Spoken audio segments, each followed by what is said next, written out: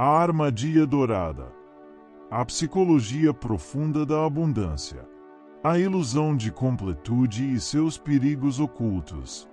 Prólogo. O veneno do paraíso. Existe algo mais perigoso que a escassez? A resposta pode surpreendê-lo. Sim, a abundância absoluta. Esta é a história de como o paraíso pode se tornar uma prisão dourada, e como a ausência de problemas pode se transformar no maior problema de todos.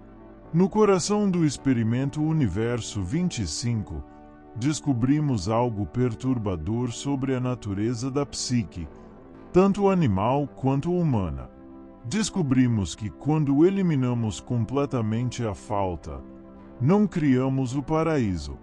Criamos uma ilusão tão sedutora quanto destrutiva, que corrói silenciosamente os próprios fundamentos da vida social.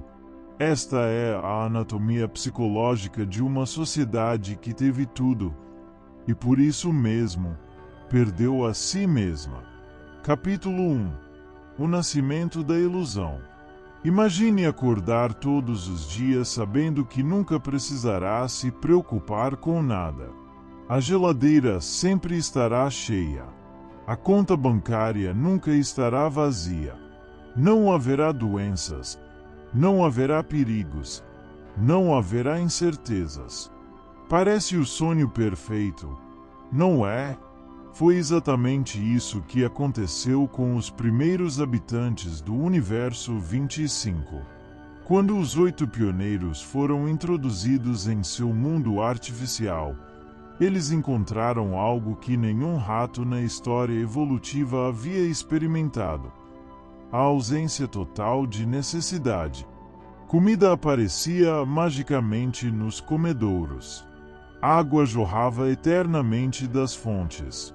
A temperatura era sempre perfeita. Não havia predadores, não havia tempestades, não havia escassez de qualquer tipo. E algo extraordinário aconteceu em suas mentes coletivas. Eles começaram a desenvolver o que os psicanalistas chamam de narcisismo primário grupal, uma fantasia coletiva de onipotência. Era como se o grupo inteiro tivesse regredido a um estado psicológico primitivo, onde a diferença entre desejo e realidade simplesmente desapareceu. Queriam comida, ela estava lá. Queriam abrigo, estava disponível. Queriam território, havia espaço suficiente para todos. Pela primeira vez na história evolutiva, um grupo de mamíferos experimentou a ilusão de completude absoluta. Capítulo 2. A psicologia da falta ausente. Para compreender o que aconteceu no Universo 25, precisamos entender algo fundamental sobre como nossas mentes funcionam.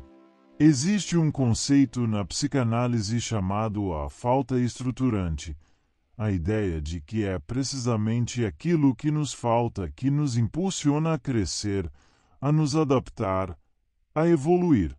Pense em uma criança aprendendo a andar. É a falta de mobilidade que a motiva a tentar. É a frustração de não conseguir alcançar um brinquedo que desenvolve sua coordenação motora. É o desejo de algo que não tem que estimula seu desenvolvimento. No Universo 25, essa falta estruturante foi artificialmente eliminada. Os ratos não precisavam desenvolver estratégias de busca por comida. Ela estava sempre disponível. Não precisavam criar sistemas complexos de cooperação para a sobrevivência. A sobrevivência estava garantida. Não precisavam desenvolver resiliência diante de adversidades. Não havia adversidades. O resultado foi uma atrofia psicológica coletiva. Imagine um músculo que nunca é usado. Ele atrofia. O mesmo aconteceu com os músculos psicológicos dos ratos, sua capacidade de adaptação, sua criatividade para resolver problemas, sua resiliência diante de desafios. Eles se tornaram psicologicamente dependentes de um estado que, por sua própria natureza, era insustentável. Capítulo 3. O ego coletivo megalomaníaco. Conforme os dias passavam no paraíso artificial, algo ainda mais perturbador começou a emergir: o desenvolvimento de um ego coletivo megalomaníaco. Os ratos começaram a se comportar como se fossem especiais, como se fossem diferentes de todos os outros ratos que já existiram. Desenvolveram uma arrogância inconsciente, uma sensação de superioridade em relação às condições primitivas que seus ancestrais haviam enfrentado. Era como se pensassem: nós somos diferentes.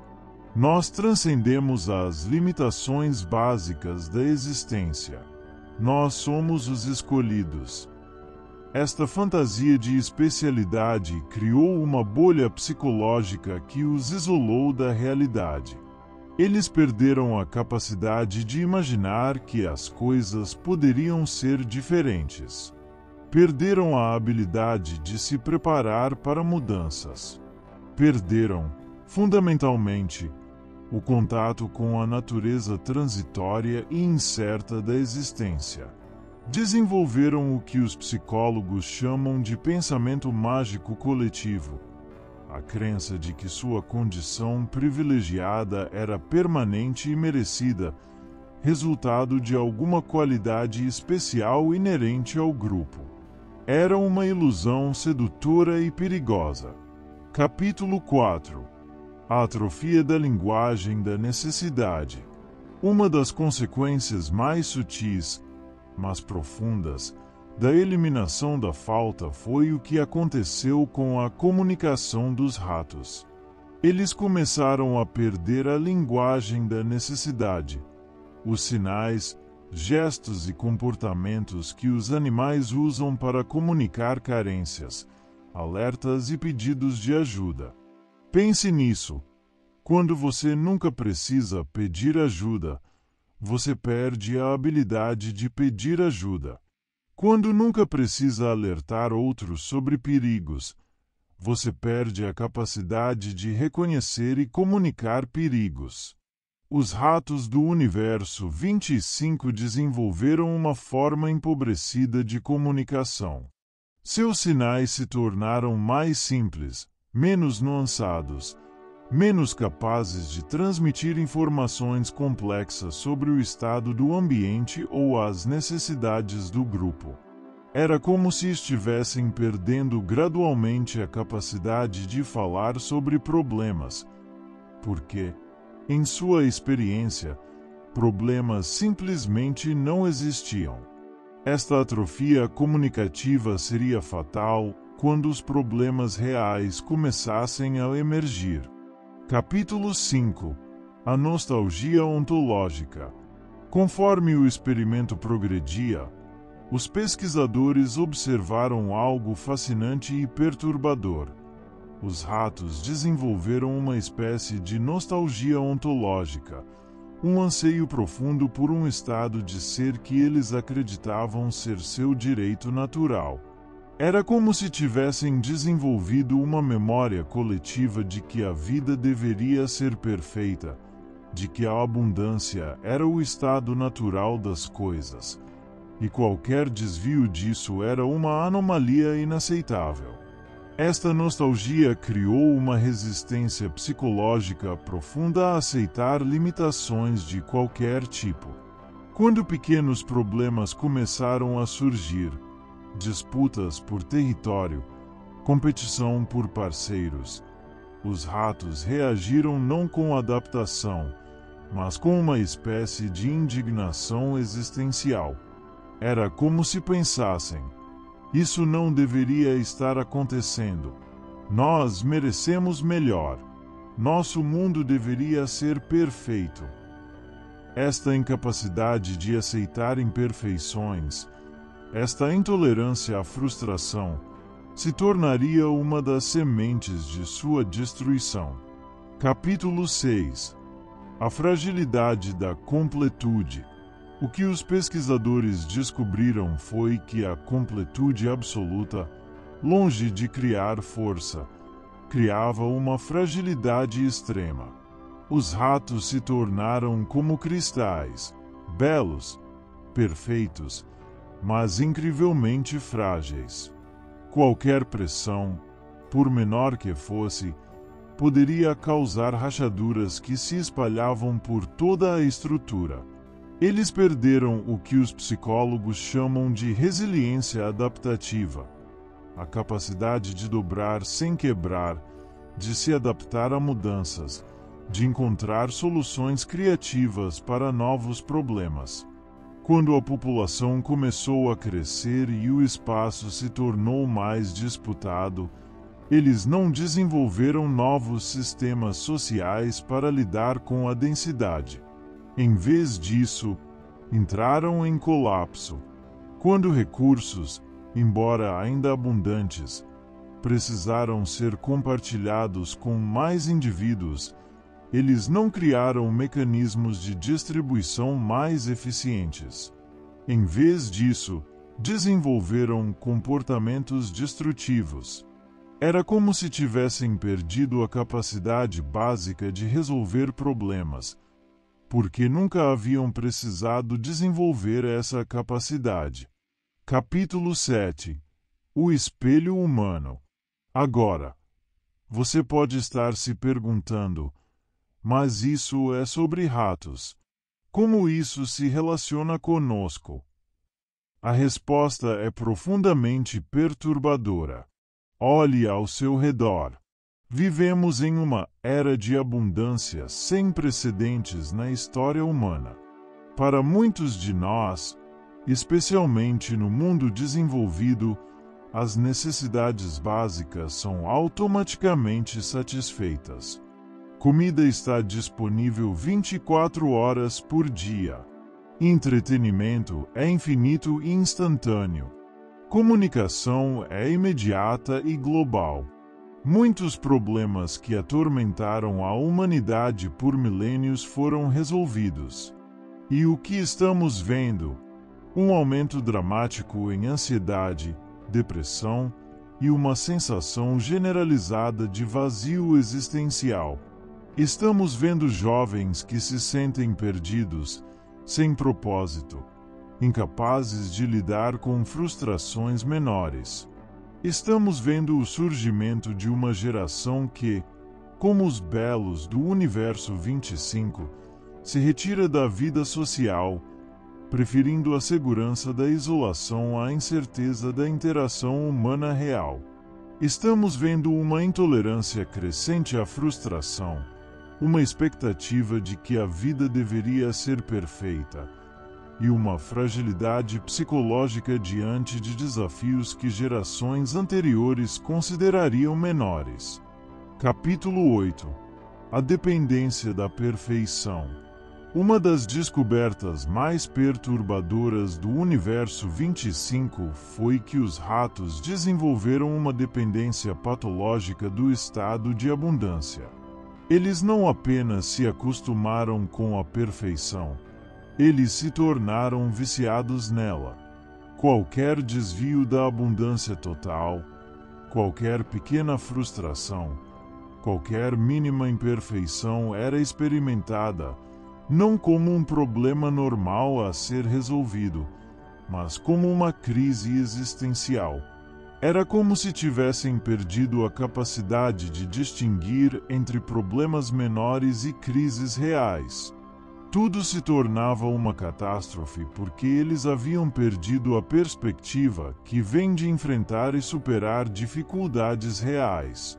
Vemos isso hoje em fenômenos como cultura do cancelamento, onde pequenas imperfeições ou erros são tratados como crimes imperdoáveis. Vemos isso na incapacidade de muitas pessoas de lidar com opiniões divergentes ou críticas construtivas. Vemos isso na expectativa de que a vida deveria ser um fluxo constante de experiências positivas, sem dor, sem luta, sem crescimento através da adversidade. Capítulo 9. A perda da capacidade de valorizar. Talvez a consequência mais trágica da ilusão de completude seja a perda da capacidade de valorizar genuinamente as coisas boas da vida. Quando tudo está sempre disponível, nada tem valor especial. Quando não há escassez, não há apreciação. Quando não há luta, não há sensação de conquista. Os ratos do universo 25 perderam a capacidade de experimentar gratidão, satisfação ou alegria genuína. Eles tinham tudo, mas não conseguiam valorizar nada. É o paradoxo da abundância. Quanto mais temos, menos apreciamos. Vemos isso hoje na nossa relação com a tecnologia, com o entretenimento, com as relações humanas. Temos acesso a mais informação, entretenimento e oportunidades de conexão do que qualquer geração na história, mas relatamos níveis crescentes de tédio, insatisfação e solidão.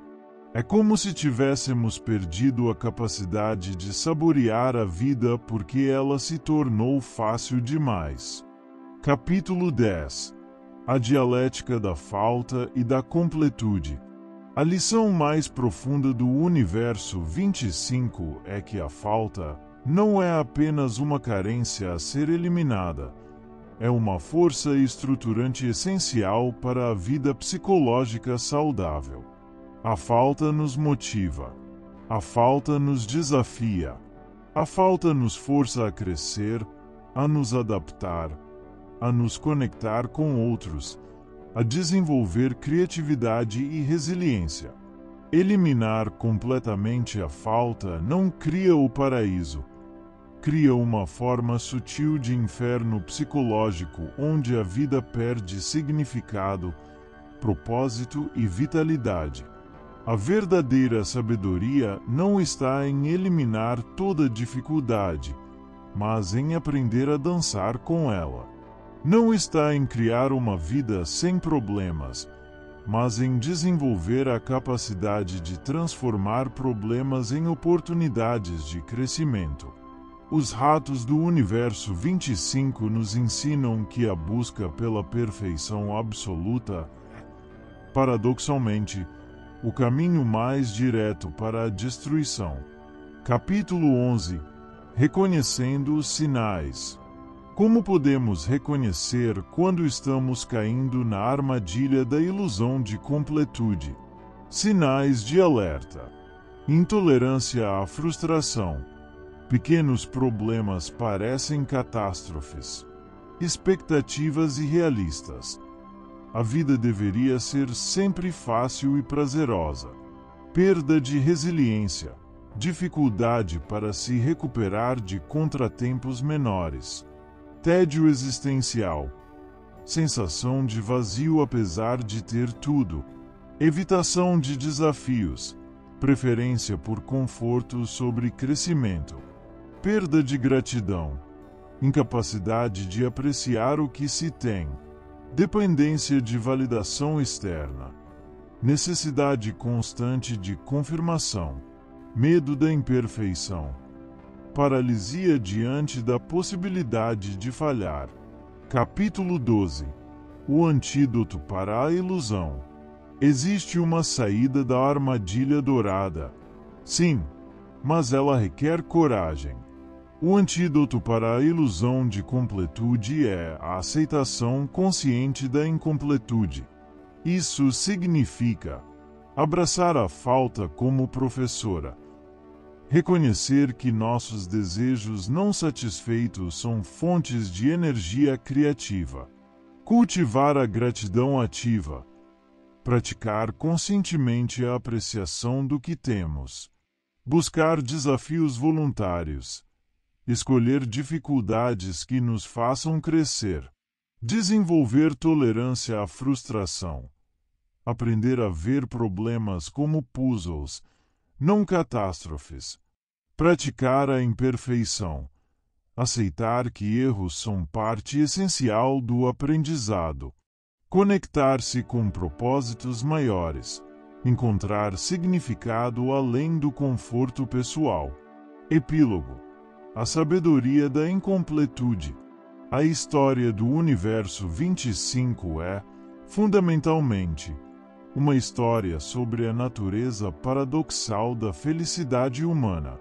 Descobrimos que a felicidade não vem da eliminação de todos os problemas, mas da nossa capacidade de encontrar significado e crescimento através dos problemas que enfrentamos. Descobrimos que a força não vem da ausência de adversidade, mas da nossa habilidade de transformar a adversidade em sabedoria. Descobrimos que a vida plena não é uma vida perfeita, mas uma vida vivida com coragem, curiosidade e compaixão diante da imperfeição inerente da existência. Os ratos do Universo 25 nos deixaram um presente precioso. A compreensão de que nossa humanidade não reside na nossa capacidade de criar paraísos artificiais, mas na nossa habilidade de encontrar beleza, significado e conexão mesmo, especialmente quando a vida é difícil, incerta e imperfeita. A verdadeira completude não é a ausência de falta, mas a capacidade de dançar graciosamente com ela. E talvez, apenas talvez, essa seja a diferença entre sobreviver e verdadeiramente viver. Esta é a anatomia psicológica da ilusão de completude, uma lição sobre por que precisamos da falta para sermos completos, e por que a imperfeição pode ser o caminho mais direto para uma vida verdadeiramente plena.